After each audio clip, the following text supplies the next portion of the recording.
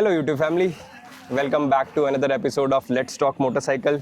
सो आज हम जिस मोटरसाइकिल के बारे में बात करने वाले हैं वो है the legendary BMW R1300 GSA and we have the proud owner as well with us mister Mehul Patel. तो आज हम लोग बात करने वाले हैं, हम लोग ने काफ़ी अच्छा we have spend a good amount of time behind the bars of 1300 GSA। मैंने खुद ने तो काफ़ी चला लिया है, मेहुल भाई तो चलो ठीक है पिछले 3 महीनों से चला ही रहे हैं। तो we just wanted to discuss raw video in terms of कि बाइक क्या है, बाइक कैसी है बाइक। बिकॉज जब आप इंडियन यूट्यूब पे देखोगे तो बहुत ज़्यादा फुटेज या फिर बहुत ज़्यादा वीडियोस है नहीं इस बारे में, तो we just wanted to cover that. तो will start off with design and ergonomics which is a very controversial part of it कि भाई 1300 का डिज़ाइन बहुत ही अनकन्वेंशनल डिज़ाइन है। ADVs को लेके 1250 से काफ़ी बड़ा शिफ्ट था 1300। तो पहले हम जानेंगे मेहुल भाई के व्यूज़ इस बारे में कि डिज़ाइन और अर्गोनॉमिक्स में उनको कैसा लगा, कैसी लगी है बाइक। कंपेरेटिवली बाइक बहुत ज़्यादा अच्छी है क्योंकि उसका जो विंड कटिंग करने का जो स्टाइल है, उसका जो डिज़ाइन है वो बहुत ज़्यादा अच्छा है और वो कभी फील होता ही नहीं कि विंड ब्लास्ट है। जब तक विंडशील्ड नीचे है तब थोड़ा फील होता है अपर बॉडी में, हेड शोल्डर के आसपास। जैसे विंडशील्ड आप ऊपर करते हो प्रॉपरली, पूरा विंड ब्लास्ट खत्म हो जाता है, 100% खत्म हो जाता है। और आपके उस चीज़ को लेके व्यूज़ कैसे है, मतलब sitting comfort as in not sitting comfort seat को लेके नहीं, बट अर्गोनॉमिक जो अपना जो राइडिंग ट्रायंगल बनता है कि हाँ। पैर कितने फोल्ड हो रहे हैं या वो कैसा है। इसमें बहुत ज़्यादा हो रहे कंपेरेटिवली। Okay. 1250 के कंपेयर में ये ज़्यादा एंगेजिंग है, तो पैर ज़्यादा मुड़ के रहता है, तो Right. नीज पे इफेक्ट होता ही है। और True. जैसे ये जो सीट का डिक्लाइन वाला एरिया है, आप जैसे ब्रेक मारोगे ना पूरा आगे आ जाते हो और उस चक्कर में मोबिलिटी खत्म हो जाती है घुटनों की। करेक्ट। उस चक्कर में बहुत पेन करता है, तो बारी बारी आपको पीछे आना पड़ेगा। Once you brake you need to come back to your original position. True. So I definitely agree on to it कि जो राइडिंग ट्रायंगल है और राइडिंग जो अपना एर्गोनॉमिक्स है वो 1250 से काफ़ी अलग है। बट 1300 का अपना राइडिंग स्टांस है बिकॉज इट्स मोर स्पोर्टियर। तो उस चक्कर में जो फील ऑफ द बल्क है, जो आपको 1250 में फील लगेगा वो इसमें नहीं है बेसिकली। तो 1300 is very compact in terms of designing. तो वो चीज़ जो है वो मेरे को काफ़ी अच्छी लगी थी इन terms of even handle bar का फील बहुत अलग है 1250 के कंपैरिजन में, बहुत ही अलग। मतलब दोनों मशीन्स में ज़मीन आसमान का फ़र्क आ जाता है। But we will not be comparing bikes, will just discuss 1300 इधर की भाई 1300 में कैसा है। तो डिज़ाइन वाइज हाँ थोड़ा रेडिकल है, थोड़ा अनकन्वेंशनल है, but you have to give some time. ये डिज़ाइन आप पे ग्रो कर जाएगा क्योंकि हमें आदत हो गई है 10 सालों से हम 1250 GSA देख रहे थे, तो हमें आदत हो गई है कि भाई यही डिज़ाइन होते हैं ADVs के and this was the benchmark previously. तो बट 1300 के साथ भाई डिज़ाइन वाइज था थोड़ा स्केप्टिकल वाला है कि भाई यूज़र्स जो हैं थोड़े डिवाइडेड हैं कि भाई किसी को 1250 ही पसंद आती है, किसी को 1300 पसंद आ जाती है। But 1300 give some time, 1300 will grow on you. Starting में हमें भी ऐसा था, बट जब हम लोग ने फ्लैश में देखी बाइक और उसके बाद फिर जब हम लोग अब रेगुलरली राइड कर रहे हैं साथ में, तो अब हमारा थोड़ा पर्सपेक्टिव चेंज हुआ है कि नहीं 1300 भी अच्छी दिखती है। You have to give some time on to it कि 1300 भी आप पे ग्रो कर जाएगी। तो डिज़ाइन वाइज और एर्गोनॉमिक्स वाइज कंफर्टेबल है बाइक, ऐसा नहीं कि कंफर्टेबल नहीं है, बट हाँ थोड़े चेंजेस हैं। It's a bit change in terms of कि भाई एर्गोनॉमिकली आपका जो राइडिंग ट्रायंगल है वो थोड़ा सा कॉम्पैक्ट है, बिकॉज बाइक भी कॉम्पैक्ट करी है इन्होंने, तो उस चीज़ को लेके थोड़ा सा है। So the next point that we wanted to discuss is suspension. How is the suspension, what's your take on to it कि सस्पेंशन कैसा है। इसके थोड़े स्टीफ है कंपेयर टू 1250। जब मैंने 1250 चलाई थी उसके ज़्यादा सॉफ्ट है, इसके थोड़े स्टीफ है, पर उसको जो हिसाब से रेसिंग वाला है उसको जेनेटिक्स दिया है इसको, तो उस चक्कर में स्टीफ है। पर टाइगर से अगर कंपेयर करें तो ये तो प्रॉपर ग्लाइड करती है रास्तों पे, सस्पेंशन बहुत शानदार है और फील ही नहीं होता जो टाइगर के टाइम पे शोल्डर पे एल्बो पे जो फील होता था ना, अगर सैडलिंग पोजीशन पे चलाते हो तो टाइगर में फील होता था, इस पे सैडलिंग में फील नहीं होता, गर्दन पे नहीं आता, बहुत शांति से चलती है एंड मुझे जब भी मौका मिलता है मैं खड़ा हो जाता हूँ। तो that's true. In terms of suspension अगर मैं बात करूं, मेरा टेक ऐसा है कि इट्स द सेम विद 1250 का सस्पेंशन और इसके सस्पेंशन में फ़र्क नहीं है. इट्स जस्ट दैट कि आपको आपके हिसाब से सेट करना पड़ेगा. द लेवल ऑफ एडजस्टेबिलिटी जो इन्होंने 1300 में दी है वो आप जैसे एवरी सिंगल मोड आप सस्पेंशन चेंज कर सकते हो, सेट कर सकते हो. वेयर एज इन 1250 में ऐसा कुछ नहीं है. 1250 में प्रीसेट सस्पेंशन सेटअप्स है जो आप यूज़ कर सकते हो या सेट कर सकते हो. वेयर एज इन आप डैम्पिंग और प्रीलोड इस बाइक में मैनुअली मतलब है इलेक्ट्रॉनिकली, बट आपको टॉगल करके सस्पेंशन सेटिंग्स में जाके आपको सेट करना पड़ेगा. तो that is something that you have to do yourself, and आपकी लाइकिंग के हिसाब से, आपके वेट के हिसाब से you can set it up. तो सस्पेंशन वाइज एज सबको पता है कि भाई BMW is the benchmark in terms of suspension. तो उसमें आई डोंट थिंक सो कि भाई ऐसा कुछ ड्रॉबैक है या फिर कुछ लैक करता है bike. It's just that you need to understand कि भाई these are the technical stuff, ऐसे करते हैं सेट और ऐसे होती हैं चीज़ें. तो वो एक बार आपको समझ आ गई तो you will be loving 1300 in terms of this. So in terms of handling आपको कैसी लगती है बाइक? हैंडलिंग में मज़ा आता है. थोड़ा स्टार्टिंग में डर लगता था, पर जैसे जैसे जितना राइड करा, अभी कल मैं सिटी में गया था, तो इसका बल्क फील ही नहीं होता व्हेन यू आर कंफर्टेबल. एक बार आदत हो गई. अब 3400 किलोमीटर जितना हो चुका है, तो सिटी में भी मैंने इतनी चला चुका हूँ कि अब वो फील नहीं होता. साइज़ मैटर नहीं करता. आप टाइगर की तरह उसको भी निकाल सकते हो, फिल्टर कर सकते हो आसानी से, और ये सपोर्ट करती है इन एवरी सिंगल कॉर्नर कि आपको एक साइड पे बल्क नहीं आएगा कि अभी गिर जाएगी. वो वाला सिचुएशन इसमें नहीं आ रहा. Correct. So how is the shift, मतलब टाइगर से ट्रिपल चलाने से boxer engine, what exactly is the difference? क्या लगता है आपको कि कैसा वो हैंडलिंग में फ़र्क डालता है कि नहीं डालता है? फ़र्क ऑफ कोर्स डालता है. टाइगर की हैंडलिंग मेरे बॉडी हिसाब से मेरे लिए बाइक हल्की थी.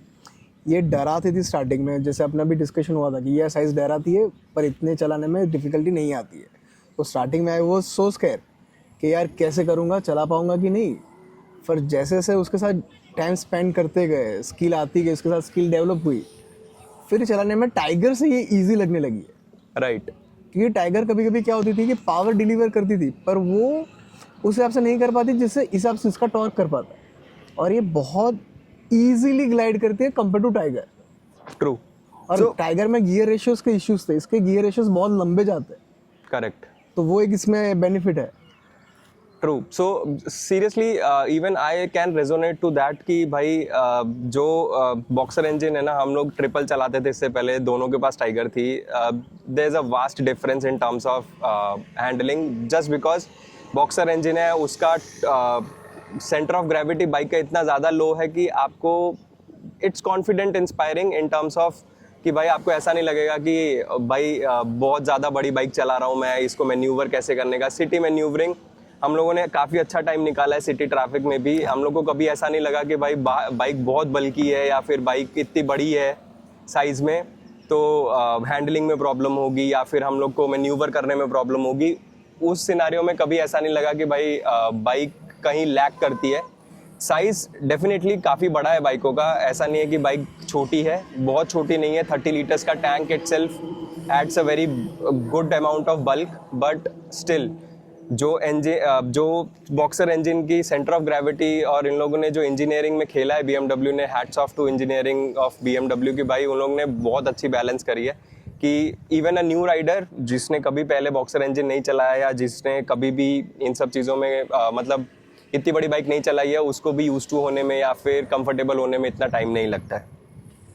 तो विद दैट अब जब हम इंजन पे आ ही गए हैं तो let's talk about engine itself कि भाई जो 1300 का इंजन है, how is the engine and how is the performance? Engine speechless. Tiger के बाद जब ये चलाई तो ये इतना प्यारा परफॉर्म करता है. फिर वो उसका जो कैम शाफ्ट वाला है, जब इसको प्रॉपर थ्रॉटल देते ना, ये उसका पूरा नोज़ खड़ा करते हैं, फिर जो भगती है उठ के बाइक, और पता ही नहीं चलता कि इतनी बड़ी बाइक चलाते, उतनी हल्की हो जाती. राइट. ये जब व्हील उसका उठ के जब चलता है तो पावर बहुत अलग पता चलता है. करेक्ट. और इस पे 200 के आसपास चलाने में कभी फील नहीं होता कि ये बाइक 200 पे चलती है. इट्स लाइक ये 100 पे ही चल रही है. 200 पे भी यही फील होता है. और Right. 200 इसके लिए पीस ऑफ केक है. ट्रू. और हम तो अभी रोड पे चलाते हैं, अगर डायनामिक पे करके चलाओ तो 220 like nothing for its. Correct, true. So I definitely agree to it कि भाई जो इंजन है और उसकी परफॉर्मेंस है, इट्स क्लास अपार्ट। मैंने मल्टी स्ट्राटा भी चलाई है, just to give you a comparison in terms of कि बीमर जो है वो 1300 के साथ क्या करना चाहता था। तो multi strata is a high raving engine जो भागना पसंद करता है, एंड देन उसके सेम बीमर ने भी यही करा है कि भाई मैंने जब चलाई थी तो आई वॉज लाइक बाइक वो पुश करती है कि नहीं भाई और दौड़ा मेरे को, और दौड़ा मेरे को, तो वो वाली चीज़ है। तो उस हिसाब से 1300 का जो इंजन है इट्स क्वाइट पेपी, मतलब वो एंगेजिंग इंजन है। वो ऐसा नहीं है कि मैच्योर, जैसे 1250 के साथ कहा जाता था कि भाई मैच्योर इंजन है, लीनियर एक्सेलरेशन और ये सब, वेयर एज इन 1300 इज दोनों मतलब दोनों क्लास अपार्ट, कि 1300 आपको इंस्पायर करेगी भाई और भगा मेरे को, अभी तू कर क्या रहा है मेरे साथ। और देन जो एग्जॉस्ट का जो नोट है that is also a different note all together, कि भाई आवाज़ इतनी प्यारी आती है कि आप ऐसा होता है कि और दौड़ाओ और दौड़ाओ। तो that is something that is there. So performance is definitely there, आपको हॉर्स पावर बढ़ गई है और टॉर्क बढ़ गया है। तो विद 1300 टॉर्क भी ज़्यादा है, BHP भी ज़्यादा है, तो उस हिसाब से बहुत प्यारी परफॉर्मेंस है इन terms of engine performance basically. तो हाँ, अब हम इंजन की बात कर ही रहे थे, इंजन परफॉर्मेंस की बात हमने करी, तो how is the mileage? Because Indian consumer सबसे बड़ा क्वेश्चन कि भाई माइलेज क्या है, कितना देती है? एक्चुअली जब स्टार्टिंग से अपने शोरूम से लेके निकले थे और मुझे उसका सेट रीसेट करना नहीं आता था, तो उस टाइम पे 19 आती थी, 19 किलोमीटर, 19.2, 19.6, उससे ऊपर कभी नहीं गया। फिर जब रीसेट करा तो ये 22.7 तक जा रही है। राइट। एंड ये एक्सपेक्टेशन नहीं था कि इतना जा पाएगी आफ्टर इथेनॉल ब्लेंड पेट्रोल के साथ। राइट। अगर इथेनॉल ब्लेंडेड पेट्रोल नहीं होता तो ये आराम से 25-25 तो एवरेज दे देती अपने राइडिंग स्टाइल के हिसाब से। ट्रू। और इसको कितना भी भगा रहे, अपने लास्ट बगोदरा करा उसमें भी भगाई, कल मैंने सिटी में भी बहुत बहुत खींचा। 22.2 एवरेज उसका मेंटेन है ही है, उससे नीचे ये नहीं जा रही। राइट। राइट। तो 22 is good enough for 1300 litre CC bike. अब इससे ज़्यादा तो क्या ही एक्सपेक्टेशन करोगे? ट्रू। ये थोड़ी ना स्प्लेंडर है। ट्रू। तो अगर आप इतना बड़ा इंजन ले रहे हो तो डेफिनेटली आप 40-50 की एवरेज तो नहीं एक्सपेक्ट कर सकते, बट हाँ, even this was my experience. जब हम लोग बीमर पे शिफ्ट हुए तो हम लोग का भी यही होता था कि भाई कैसे क्या इतनी एवरेज कैसे मैनेज करेंगे, बट हम लोग के दिमाग में बॉल पार्क एक नंबर था कि भाई साहब 20 की एवरेज तो दे देगी, क्योंकि हमारी टाइगर 20 के आसपास हमें दे देती थी एवरेज। 20-21 तो दे ही देती थी। करेक्ट। और सेम मतलब वो 900 सीसी का इंजन होके हमें 20-21 का एवरेज दे रही है भाई। 1250 और 1300 में अगर आपको 20-21-22 मिल रहा है, क्या प्रॉब्लम है भाई? Same with high end performance you are getting same average, तो रनिंग कॉस्ट तो हमारी सेम ही रहती है। तो as such I guess that is much more better. Okay, so next will talk about feature and tech. So भाई साहब, before we shift to Mehul भाई, इस टॉपिक पे पहले मैं बात करता हूँ कि भाई आप लोगों ने जैसे देखा होगा कि भाई साहब हम लोग 1300 में बोला जा रहा है कि भाई हाईली टेक ओरिएंटेड है, बहुत ज़्यादा इलेक्ट्रॉनिक्स है, तो डेफिनेटली वो है, बट इतने रेडिकल नहीं है कि भाई साहब आप ऐसे बोलो कि भाई साहब बहुत ही ज़्यादा टेक लोडेड हो गई है। 1250 से इतने ज़्यादा डिफरेंसेस भी नहीं है, बट डिफरेंसेस के लिए विल टॉक, हम लोग एक पूरी सेपरेट वीडियो बनाएंगे, हर एक आस्पेक्ट डिफ्रेंशिएट करेंगे, डिस्कस करेंगे उस बारे में। तो मेहुल भाई, how is practicality of feature and take?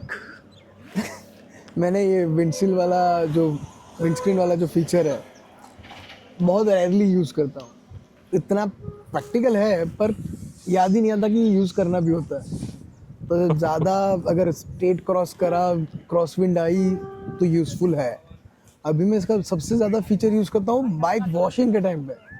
जो मेन स्टैंड पे अगर बाइक रखते हैं तो सेंसर से बाइक पूरी खड़ी होती है, राइट, आपकी हाइट पे आती है, you need to just stand out और बाइक आराम से मेन स्टैंड पे आ जाएगी। करेक्ट। टाइगर के टाइम पे मेन स्टैंड तो था नहीं, क्योंकि उसके 30,000 रुपये लगाओ, 4,000 रुपये फिटिंग के दो। टाइगर में हर चीज़ का पैसा था, इसमें एक बार पैसा खर्चा करो, शांति। और मेरी हाइट के हिसाब से अगर मुझे मेन स्टैंड इसको करना होता तो नहीं हो पाता, अगर ट्रेडिशनल मेथड से करना है। राइट। अगर ये इलेक्ट्रॉनिक्स नहीं होते तो मैं मेन स्टैंड पे इसको लगा ही नहीं सकता था। True true true true. खींच ही नहीं पा रहे bike. Right. And even I agree on to it. सबसे बड़ा फीचर जो मेरे को सबसे बेस्ट लगा वो था जिनका जो ऑटो राइड हाइट एडजस्टमेंट है वो, बिकॉज हाँ, ऑटो राइड हाइट वो भी एक एडजस्ट है। जो है वो ऑन द गो आपका प्रीलोड एडजस्ट करता रहता है, बाइक हर टाइम एडजस्टमेंट कर रही है, माइक्रो सेकेंड्स में आपकी सारी एडजस्टमेंट्स हो रही है. सो दैट टेक और that feature is something that I really appreciate in terms of कि वो कॉन्फिडेंस भी वो करता है, इंस्पायर करता है कि भाई कॉन्फिडेंटली बंदा ये कर सकता है कि भाई मेरे को ये टेंशन नहीं है कि मेरे पैर पहुंचेंगे कि नहीं पहुंचेंगे. हाँ। द मोमेंट आप एक स्पीड से नीचे चले जाओ या आई गेस वो 60 है, या 70 से नीचे चले जाओ, 60 से हाँ 60 60 से ऊपर जाओगे तो बाइक हाइट ले लेती है। Correct. और जैसे 35 के आसपास गए बाइक अपने आप लोवेस्ट सस्पेंशन पे चली राइट. जाएगी। तो वो एक चीज़ है जो मेरे को मतलब जो फ्रीक्वेंटली यूज़ होती है, जो ऑटो राइड हाइट एडजस्ट है वो सबसे ज़्यादा फ्रीक्वेंटली यूज़ होता है. बाकी ऑलमोस्ट टेक्स्ट जो है, ये जो ऑटोमेटिक विंडशील्ड है या ये है, आप ज़्यादा यूज़ नहीं करोगे, बट हाँ on the go manual labour से ज़्यादा एक बटन दबाना सही रहता है. तो वो चीज़ है कि जो अच्छी है. तो features and tech fully loaded भाई बहुत ज़्यादा है. आपको स्क्रीन के अंदर जाके बहुत सारी सेटिंग्स करनी पड़ेंगी, ये करना पड़ेगा वो करना पड़ेगा, बट हाँ एक बार आप यूज टू हो गए उन सारी चीज़ों के तो भाई फीचर टेक लोडेड है, that's for sure. Okay, so next up what we can talk about is practicality of this bike. So normally ये होता है ना कि इतनी बड़ी बाइक ले ली है, like what exactly, how exactly do you live with this bike.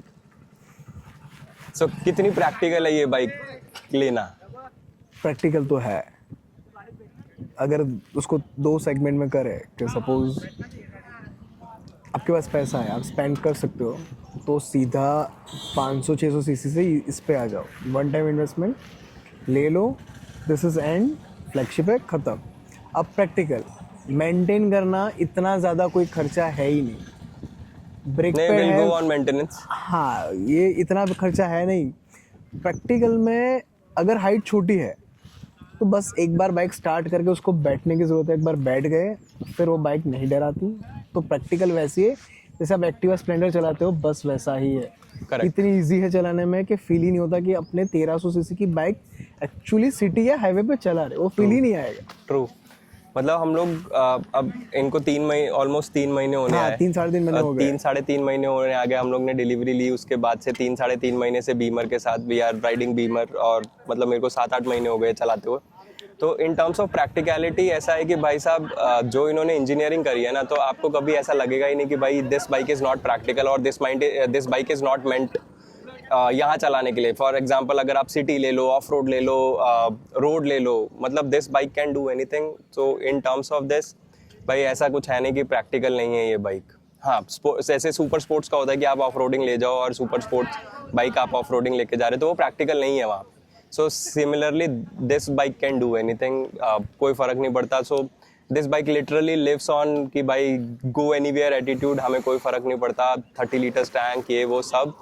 तो आप कहीं भी जाओ, यू कैन ट्रैवल कॉन्टिनेंट्स, भाई लोग कर रहे हैं. तो in terms of practicality there is no question in terms of practicality कि भाई प्रैक्टिकल है बाइक की नहीं है. भाई प्रैक्टिकल है, ऑब्वियसली प्रैक्टिकल है, हाईएस्ट सेलिंग बाइक है. और अगर आप देखोगे अभी कि आफ्टर 1250 1300 जब से लॉन्च हुई है, 1300 has been seeing the success in terms of number of bookings. मतलब हम लोग को नंबर्स का पता है, जब हम लोग मेहुल भाई की बाइक बुक कर रहे थे, सो सिर्फ अहमदाबाद और सूरत शोरूम में if I am not wrong 5 से 6 बुकिंग ऑलरेडी थी जीएसए की. अहमदाबाद में 5 थी, सूरत में 3 या 4 के आसपास थी. सो बाइक कंबाइंड आई नहीं गुजरात रही का थी. 8 की बुकिंग तो हमें पता है, जो हम लोग के सामने बुकिंग launch का से हम लोग को पहले लॉन्च थी. पता है. जो जीएसए की बुकिंग थी, वेयर एज इन जीएस तो ऑलरेडी बिक रही थी. सो 1300 इज अ वेरी गुड और practical bike in terms of this. Okay, now comes the biggest question in terms of Maintenance. pricing and competition. So, what do you think? How is BMW ने कैसे price करा है इसको? सही करा है या फिर बहुत महंगी है भाई, और अलग ही पागलपन है पैसा? एक्चुअली बाइक इतनी महंगी नहीं है. प्रॉब्लम है कि इंडिया की इम्पोर्ट ड्यूटी के चक्कर में ये महंगी है. अगर आप यूनिवर्सल देखने जाओ तो $25,000 के आसपास ऑस्ट्रेलियन डॉलर्स में है, तो उसको कन्वर्ट करो तो समवेयर अराउंड 20 लाख की बाइक है. Okay. हम 9 लाख टैक्स, आरटीओ उस सब का दे रहे, जिससे हम वीडियोस में बताते रहते हैं कि रास्ता नहीं है भाई. वो वी ऑल्सो आई एग्री कि भाई प्राइसिंग 28-29 लाख की बाइक है ये. हाँ. मतलब ऑन रोड ये 29 के आसपास पड़ती है. 2960 2960 के आसपास पड़ी जिनको है। ये क्वेश्चन है कि भाई कितने की बाइक है, 2960, सो ऑलमोस्ट 30 लाख की बाइक है। एंड इन टर्म्स ऑफ अगर आप उसको बोलो कि कंपटीशन क्या है इस बाइक का, कुछ नहीं। तो कंपटीशन में मेरे को तो नहीं लगता कि कोई कंपटीशन है इस बाइक का। द लेवल ऑफ मैच्योरिटी जो इन बाइकों में है, 1300 में जो है, वो आई डोंट थिंक सो कि कोई कंपटीशन है। हाँ, सेगमेंट्स अलग अलग हैं। ये प्रॉपर एडवेंचर टूरिंग बाइक है। जो कॉम्पिटिशन्स है, फॉर एग्जांपल ट्रायम्फ 1200 मैंने चलाई है 1 महीना। I don't see a competition here at all in terms of build quality, in terms of ride quality. 1200 Tiger lack करती है कई चीज़ों में, बट 1300 एज भाई कोई कंपटीशन नहीं है इन बाइकों का। मल्टीस्ट्राडा सेम प्राइसिंग, मल्टीस्ट्राडा इससे महंगी है bike, and that's a sports tourer, it's not adventure tourer bike. उसको पाइक्स पीक लेना पड़ेगा आपको, वो अलग से 40-50 लाख में जाएगा। तो भाई साहब, there is no competition in terms of this. So pricing wise हाँ थोड़ा है, क्योंकि वही CBU यूनिट है, कम्प्लीटली बिल्ट यूनिट है, जर्मनी से आता है डायरेक्ट, तो इसलिए इंपोर्ट ड्यूटीज़ और वो थोड़ा एक्स्ट्रा होके आपको एक्स शोरूम वैल्यू बढ़ जाती है। फिर टैक्सेस ज़्यादा है, इंश्योरेंस ज़्यादा है, तो ऑन रोड पहुँचते पहुँचते ऑलमोस्ट 30 लाख हो जाती है। एंड देन इंश्योरेंस और ये सब आप लोन करवाओगे तो मतलब एज एन एंड यूज़र आपको नहीं भी तो ये बाइक 35 लाख के आसपास पड़ेगी विद after लोन वोन करवा के उसकी EMIs, और जब तक आप लोन फ्री करोगे और वो सब करवाओगे तो 35 लाख तो कहीं नहीं और गए। ऊपर कैलकुलेट कर ही लो के हाँ, 35 मतलब के आसपास आपने जो मेंटेनेंस करा, वेयर एंड टेयर डाला, करेक्ट। और उसके बाद फिर आपका उसके fuel। ऊपर जाओगे आप कि एक्सेसरीज भी लगवानी है, ये लाइटें वो लाइटें, तो that is something that is वो आउट ऑफ क्वेश्चन होता है। वो फिर तो ये है। इंडिविजुअल चॉइसेस पे चलता है कि आपको क्या करना ट्रू है, ट्रू कितना डाल सकते हो आप। करेक्ट। सो 1300 एज एन, अगर आप प्राइसिंग और कंपटीशन की बात करो तो I don't see any competition as such. अब हम बात करते हैं ओनरशिप एंड मेंटेनेंस। सो पहले हम ओनरशिप लेंगे। So how was your experience with BMW? मैं बहुत ज़्यादा खुश हूँ। बुकिंग से लेके बुकिंग से लेके ये अभी बड़ा तक। अच्छा टॉपिक है। अहमदाबाद शोरूम पे हम जाते थे आपकी बाइक के इंक्वायरीज के लिए, ठीक है। अहमदाबाद शोरूम अच्छा है, but I had a bad experience. नाम नहीं बोलते हैं, but I had a bad experience. उन्होंने वो लेवल पे, सेल्समैन की बात है, उस लेवल पे मुझे अटेंड नहीं करा उसने। फिर विशाल भाई, सूरत में बात करें तो तपन भाई से, तो विशाल भाई ने रेकमेंड किया कि तपन से डील करो, अच्छा काम होगा। एंड मैंने बाइक बुक करी। तपन भाई was so proactively behind me, sir ये करो, ये चीज़ें मत करो अभी फ़िलहाल, इसमें पैसा मत डालो, इंश्योरेंस 1 साल का ले लो। एक्सपीरियंस बहुत शानदार था। मुझे एक ही इशू था, जब बाइक लॉन्च होनी थी, मैं US में बैठा था, मैंने बोला यार मेरी बाइक अनवील मत करो, अनबॉक्सिंग मत करो। अब उनको भी उनकी लिमिटेशन से उनको करना पड़ा, तो उन्होंने अनबॉक्सिंग करके बाइक डिस्प्ले में डाली। एंड यू कैन नॉट से कस्टमर नो, आप उसको छुओ मत, वो बैठेंगे एक्सपीरियंस करेंगे। मुझे कहीं ना कहीं वो चीज़ कट की कि यार मेरी ही बाइक अगर डिस्प्ले में रखनी थी रखो, कोई दिक्कत नहीं, पर एटलीस्ट किसी को बैठने मत दो। कि मैंने अनबॉक्सिंग नहीं करी और मुझे वो करना था। फिर हम सर्विस के लिए जाते थे, तो वहाँ का हर स्टाफ आके एक बार तो हमें ग्रीट करता है, पूछता है एक शोरूम के भाई आपको क्या खाओगे, क्या पियोगे, बैठो। और एवरीबडी आस्क के बाइक में कोई प्रॉब्लम है सर, चलाने में मज़ा आ रहा है कि नहीं आ रहा। एक्सपीरियंस बहुत शानदार है। इवन जब डिलीवरी लेके निकले, मैं घर पहुंचा, तपन भाई का 2 बार फ़ोन आया, सर आप घर पहुंच गए, क्योंकि आप पहली बार बॉक्सर इंजन चला रहे हो, तो आप घर पहुंच गए सेफली, घर पहुंचने के बाद मुझे इन्फॉर्म करो। फिर सर्विस होने के बाद भी तपन भाई का फ़ोन आया कि सर मैं अवेलेबल नहीं था, तो आपको सर्विस ठीक से हुई, आपको अटेंड करा गया, स्टाफ ने आपसे कैसे बिहेव करा, ये तपन पर्सनली देखता था। राइट। फिर कमल भाई, रशपाल भाई, इन लोगों ने प्रॉपर हमें एजुकेट करा है कि सर अभी ये खर्चा मत करो, ये चीज़ नहीं चलेगी, आपको ये डालनी पड़ेगी। वो इंसिस्ट करते कि सर ये तो करवाओ आप। करेक्ट। फिर आयुष भाई देख लो, वो भी एक्स BMW है। हाँ, तो ये BMW की ब्लड लाइन में है टू रिस्पेक्ट कस्टमर। तुम्हारा customer is a valuable customer because you are not buying a Splendor और एक्टिवा। ट्रू। जब ट्रायम्फ में, अभी मैंने जो बाइक बेची, जिसको मैंने बाइक बेची, ट्रायम्फ का कैसा हाँ, था? अब मैंने ट्रायम्फ की बाइक मेरे दोस्त को बेची, विक्रांत को बेची।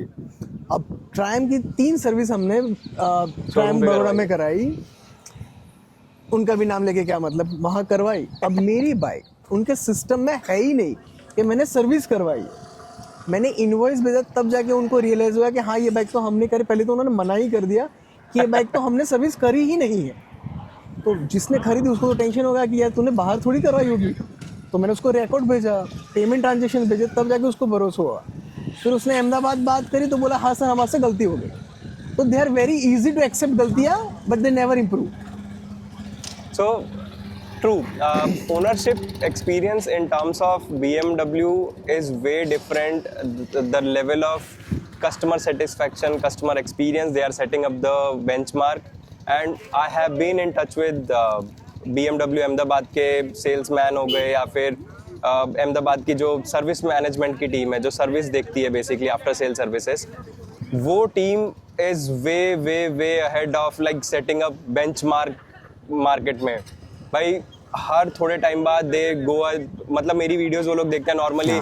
मेरे को ऐसा होता है कि भाई मेरी वीडियोस कौन ही देखेगा, बट वो लोग वीडियोस देखते हैं, वो लोग इनपुट्स देते हैं, वो लोग बताते हैं कि भाई तुम ऐसा कर सकते हो, ये गलत है, ये वैसे है। तो in terms of that ownership from the point of booking till getting the bike और उसके बाद का पूरा एक्सपीरियंस बहुत ज़बरदस्त है। तो ownership is very good. Ownership में तो आई गेस वो लोग अकाउंटेबिलिटी भी लेते हैं कि हाँ ठीक है हमारी बाइक है, तो they definitely guide you.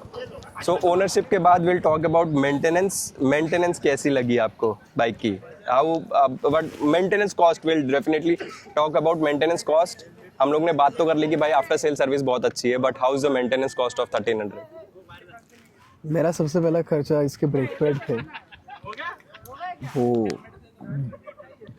2700 kilometre में मेरे ब्रेक पैड, पीछे के ब्रेक पैड्स ख़त्म हो गए थे।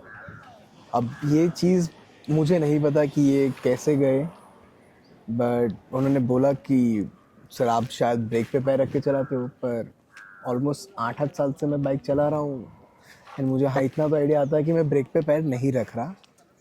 और मैं इतना इमेच्योर नहीं हूँ कि भाई जूते मेरे ब्रेक पे और मुझे आइडिया नहीं आ रही कि मैं थ्रॉटल दे रहा हूँ, बाइक पावर कट करे जा रही है, तो वैसे तो खींच नहीं सकते। बट उन्होंने उस चीज़ को पॉजिटिवली लिया, कमल भाई ने पॉजिटिवली लिया, आयुष ने भी बताया कि सर हो सकता है कि पहला लॉट है तो शायद से इसमें कॉम्बी ब्रेक है। और मैंने एक्सपीरियंस किया कि ये कॉम्बी ब्रेक पे चलती है। राइट। कभी कभी मैं अगर डिस्क ब्रेक आगे की ब्रेक दबाता हूँ, पीछे पैर दबा के देखता हूँ तो वो ऑलरेडी कंप्रेस हुआ होता है। करेक्ट। तो कॉम्बी ब्रेक है, यानी आगे की ब्रेक पे ही हम बाइक चलाते हैं यूजुअली, पीछे की ब्रेक यूज होती नहीं है। तो शायद से उस चक्कर में, क्योंकि आगे की ब्रेक का मेरा यूजेस बहुत है। करेक्ट। बट उन्होंने पॉजिटिव लिया है कि सर अगर एक बार आप डाल के देखो, अगर ये अगेन वापस उतना जल्दी ख़त्म हो जाता है तो हम उसको वापस से डायग्नोज करेंगे और ट्राई करेंगे कि क्या हुआ।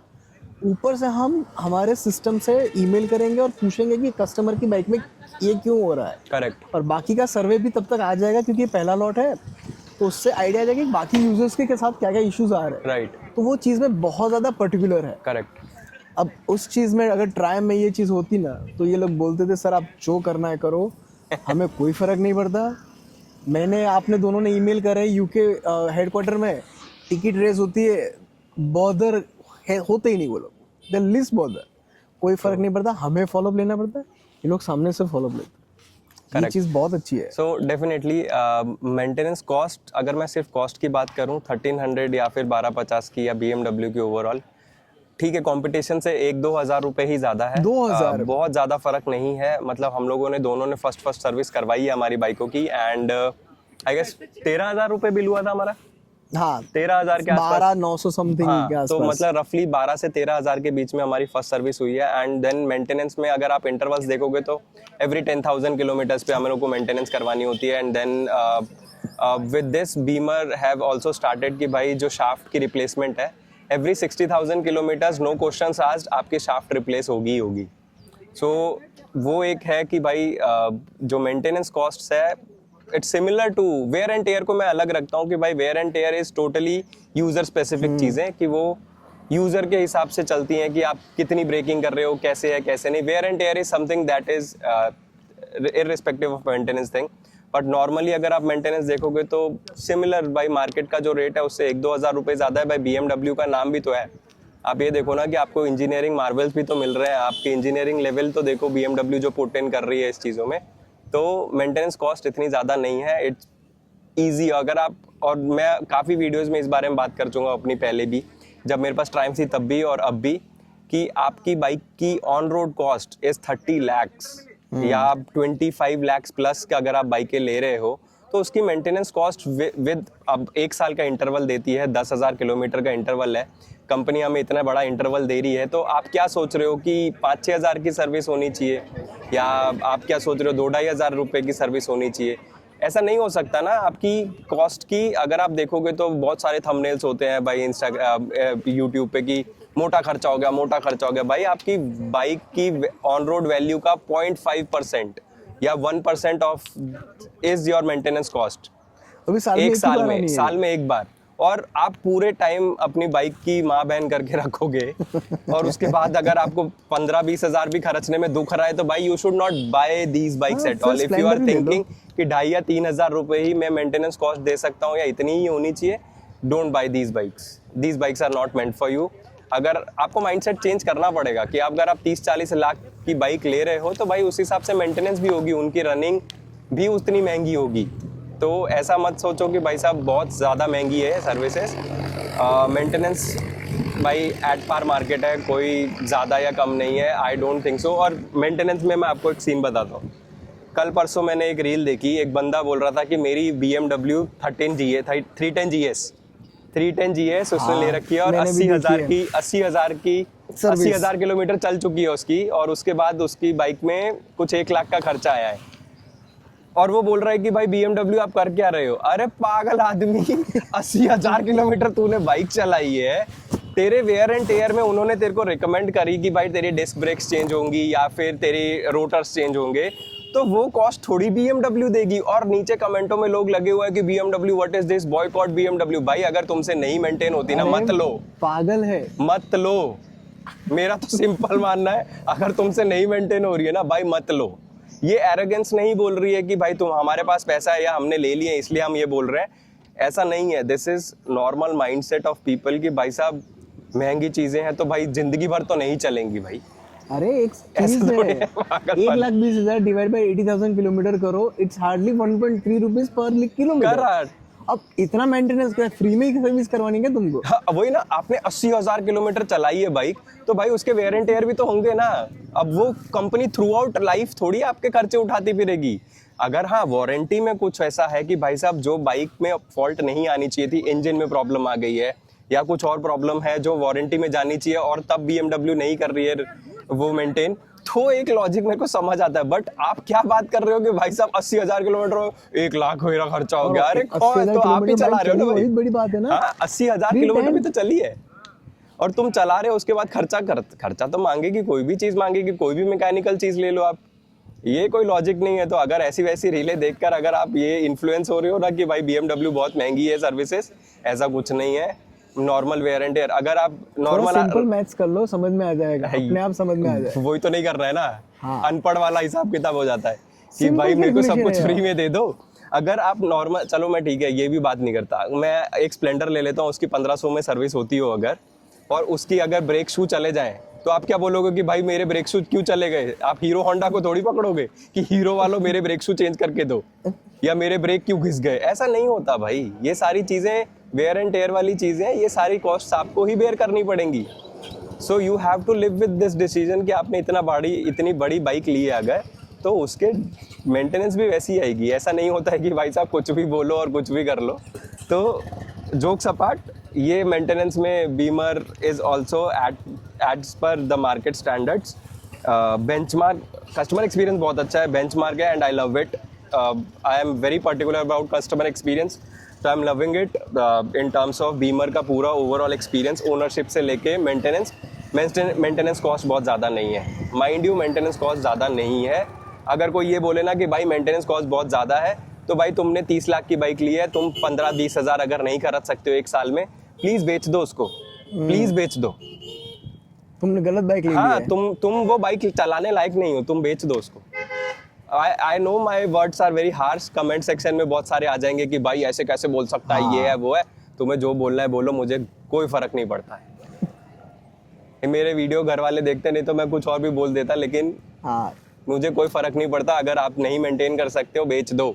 सिंपल एज और दैट। हमने इवोल्यूशन भी वैसे ही करा ना। हाँ, simple है मैंने पल्सर से चालू करा, आपने इंटरसेप्टर, अवेंजर, बेसिकली अवेंजर से चालू करा था। फिर हम आरी पे आए, आरी से हम टाइगर पे गए, फिर हम यहाँ आए। हाँ, हम ऐसे भी नहीं है कि हमें पता ही नहीं कि हम क्या चला रहे हैं या क्या बात कर रहे हैं। हाँ। हम लोग ने 4 कंपनियां अलग अलग देखी हैं भाई, 4-5 कंपनियां अलग अलग देखी हैं। और उन्होंने 30 लाख खर्चा करा तो वैसे हमने देखा जाए सोच तो के करा है। हाँ, वैसे देखा जाए तो we have lived same companies की लाइफ।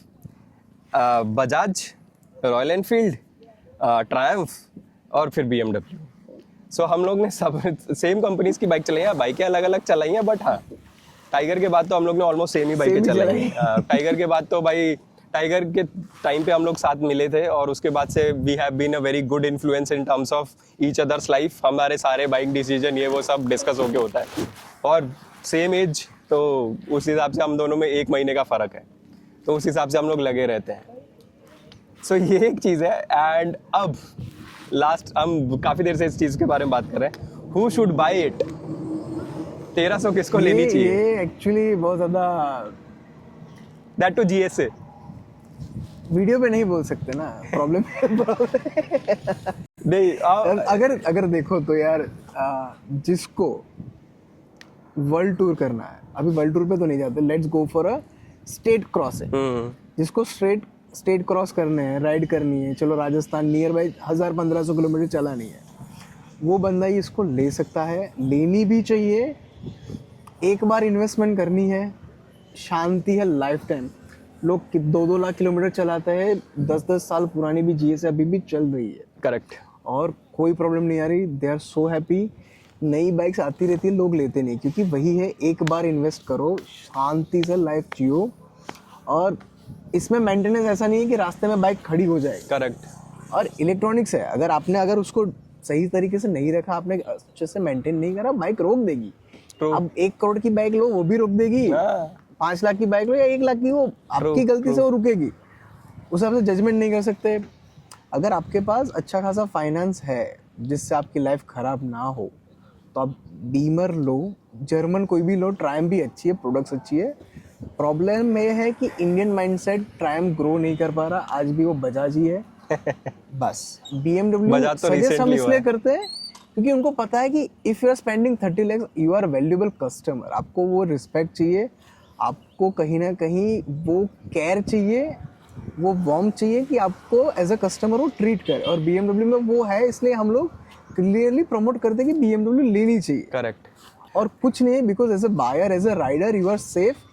और ये लोग फ़ोन उठाते हैं। काफ़ी सारे वीडियोज़ में, अगर मैंने 2-3 वीडियोज़ देखे थे, बाइक रुक गई है, उन्होंने फ़ोन करा शोरूम पे, बंदे फ़ोन उठाते हैं कि सर ये कर लो, ये कर लो, वो कर जाओ, अगर नहीं हो रही तो फिर RSA करो। करेक्ट। जब इन टर्म्स ऑफ बाकी किसी भी ब्रांड में, सर आपको तो RSA करनी पड़ेगी, रिपेयर तो होगी नहीं। ये लोग जब नॉलेज देते, फिर हम लोग स्पीति से पहले राइड प्लान कर रहे थे, आपने बैटरी का पूछा, मैकेनिक्स ने खोल के दिखाया कि सर यहाँ बैटरी है। जब किसी भी ब्रांड में बोलते हैं सर इसके नीचे आ जाएगी, अरे उस बंदे ने खोल के दिखाया कि सर आप एक बार देख लो कैसे खुलता है और यहाँ है।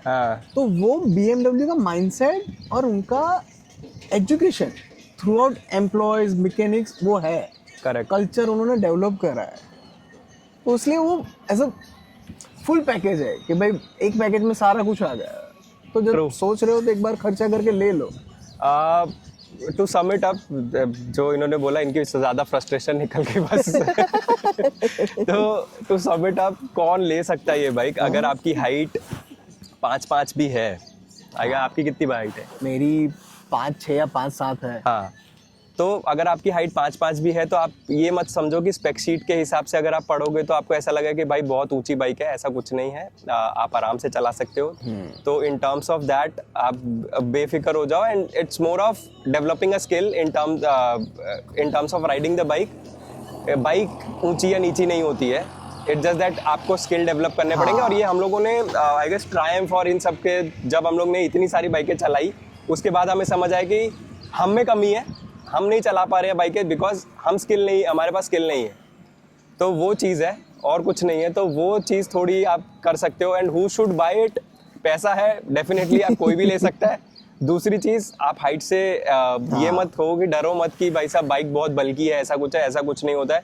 The moment you swing the leg, आपको वो बल्क नहीं महसूस होगा। तो एज सच इतना कुछ है नहीं।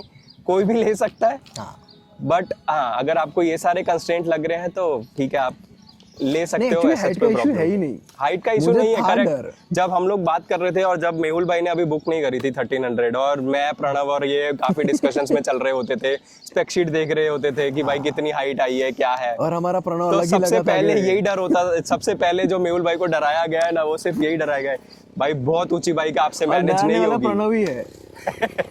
तो वो ये है कि वो सिर्फ और सिर्फ आपको स्किल डेवलप करना है, and you just need to know कि भाई बाइक कैसे हैंडल करनी है। बेसिकली ऐसा कुछ नहीं है, आप ले सकते हो, कोई प्रॉब्लम नहीं है। तो who should buy it? Anyone can buy it. और BMW तो आप आंखें बंद करके ले लो, we can definitely vouch for it. हाँ, अभी हम लोग को ज़्यादा टाइम नहीं हुआ है, हम लोग खुश है बाइकों से, इसलिए हम लोग ज़्यादा पुश कर रहे हैं, ऐसा कुछ नहीं है। बट हाँ, जैसे जैसे टाइम होगा will keep you guys posted कि भाई क्या हो रहा है, कैसे हो रहा है, कैसे नहीं हो रहा है, and will keep it as raw as possible. मतलब we are not sugar coating anything. मेरे को ब्रांड से कोई प्यार नहीं है, सच मेरे को कभी किसी ब्रांड से प्यार नहीं है। आप कस्टमर एक्सपीरियंस दो, आप कस्टमर की जो प्रॉब्लम है वो सुनो, आप कस्टमर को अच्छे से हैंडल कर रहे हो, that is something. Customer experience अगर आप अच्छा कर पा रहे हो, बेंचमार्क सेट कर पा रहे हो, I will vouch for you. मैं 10 लोग को रिकमेंड कर दूंगा, और मैंने किया भी है। मतलब इनको हाँ, पुल करने मुझे वाला खुद- मैं ही हूँ। बीमर लेने के बाद इनको पुल करा है, देन एक दो और लोग हैं। We are pushing towards BMW की। आप BMW लो, 1-2 लाख और एक्स्ट्रा खर्च तो पर चलेगा, पर BMW लो। तो वो चीज़ है, एनीवन कैन बाय इट।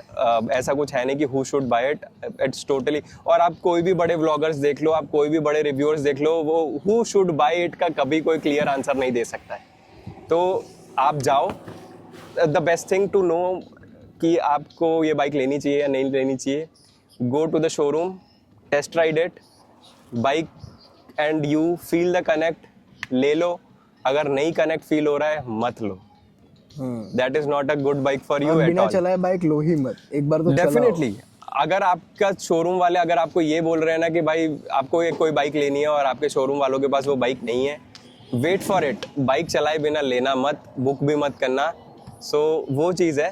तो this is something that we wanted to talk about तेरा। So anything else, bike recommendation, let me see. Okay, एक लास्ट, अगर 1300 नहीं लेनी है, हम लोग ने इस चीज़ को काफ़ी अच्छे से कवर करा वैसे पूरी वीडियो में, एंड लेकिन स्टिल अगर 1300 नहीं लेनी है किसी को, और 1300 के अलावा आप क्या रिकमेंड करोगे किसी को? सेम प्राइस ब्रैकेट, सब कुछ सेम, या फिर इवन ऊपर नीचे भी, क्या क्या रिकमेंड करोगे? अब ऑप्शन में ट्राई में तो हम जा नहीं सकते क्योंकि हमारा एक्सपीरियंस वैसा है।